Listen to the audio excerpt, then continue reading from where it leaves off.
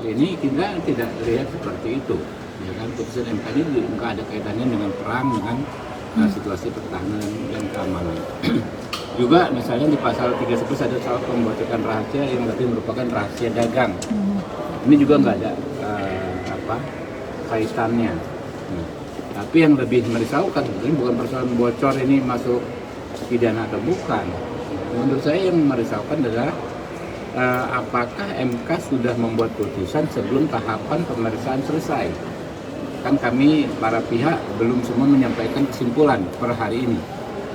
Ya, kalau sudah ada kesimpulan sudah ada keputusan, sudah ada putusan sebelum para pihak lengkap memberikan kesimpulan, kan berarti dilanggar hak para pihak ini, gitu loh.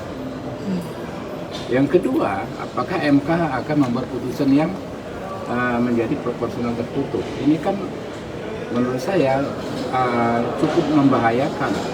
Kenapa? Situasinya hampir semua partai politik, ya, hampir semua format penyusunan daftar calegnya itu orientasinya terbuka. Kalau tiba-tiba tertutup, ini bisa agak chaos secara politik ya, bukan ini ya. Karena orang-orang pasti ribut, yang sudah daftar pasti mundur, dan kita yang sudah daftar ya bisa mundur, dan kita akan kesulitan mencari penggantinya. Dan ini bukan hanya di level DPR RI, ada kabupaten, kota, provinsi, sehingga ini bisa di mana-mana gitu loh. Ada masalah politik ya yang cukup penting di mana-mana.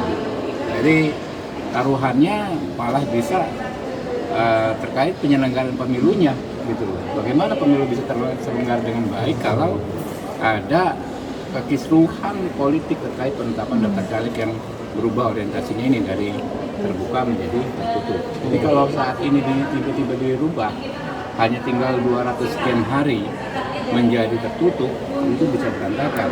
Bukan hanya penyusunan caleg, pembinaan partai selama ini, Partai Gerindra sudah 3 periode ya orientasinya itu terbuka. Kayak Gerindra misalnya, ya. Gerindra itu kan terdiri dari para petani, para purnawirawan, para nelayan, kaum perempuan. Masing-masing itu kan tentu mengirimkan kadernya supaya dicalegkan oleh Partai Gerindra. Kalau terbuka, kami adil sebagai pimpinan, gitu kan, memberikan kesempatan yang sama. Tapi kalau tertutup, siapa yang nomor urut 1, pasti yang lain merasa tidak dihormati. Karena nomor urut sangat menentukan kalau tertutup, gitu loh. Begitu juga mungkin pada partai yang lain, gitu. Sehingga pembinaan yang selama ini kami lakukan dari tingkat paling rendah sampai tingkat paling tinggi yang bisa berantakan kalau tiba-tiba ada perubahan paradigma ini. Kalau misalnya baru berlaku 2029 pun itu masih agak rumit. Kita nggak gampang berubah orientasi, itu bukan hanya hitungan bulan tapi tahun. Tapi kalau yang dipaksakan 2024, waduh, repot-repot.